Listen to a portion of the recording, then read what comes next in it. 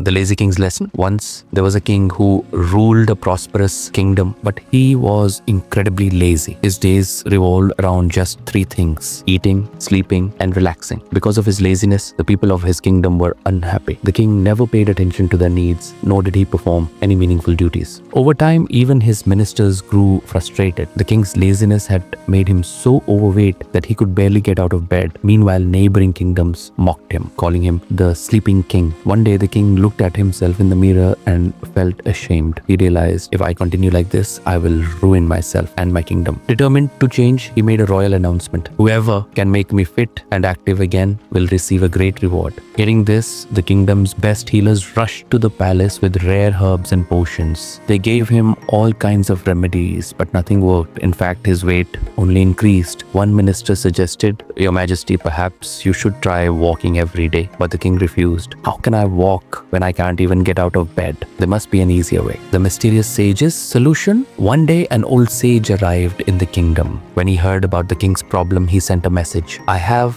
a magical herb that can cure the king, but he must come to me himself. I do not visit palaces." The king was furious. "How can I go to him when I can barely move?" But his ministers persuaded him. "Your Majesty, this may be your last chance." With great effort, the king dragged himself out of bed and, with the help of his guards, walked to the sage's hut. When he arrived, the sage was not there. "Come back tomorrow," a disciple said. Angry but desperate, the king returned the next day. This time, the sage gave him a special herb, chanting mantras as he fed it to the king.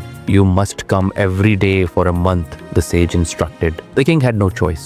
Day after day, he forced himself to walk to the sage's hut. Slowly, he noticed something strange. His body was changing. He felt lighter, stronger. After a month, the king was transformed. Excited, he asked the sage, "What was that magical herb?" "Teach my royal physicians its secret." The sage smiled. "There was no herb. It was just water." The king was shocked. "The real cure was your daily walk," the sage explained. "You thought you needed magic, but all you needed was effort." The lesson. The king finally understood. 1. No shortcuts. He had hoped for an easy fix, but real change required action. 2. Discipline over comfort. Only when forced to move did he break free from laziness. 3. Self-responsibility. External help can't replace personal effort. From that day on, the king ruled with energy and wisdom, earning back his people's respect. Moral. Change begins when excuses end. Like and share if this story inspired you.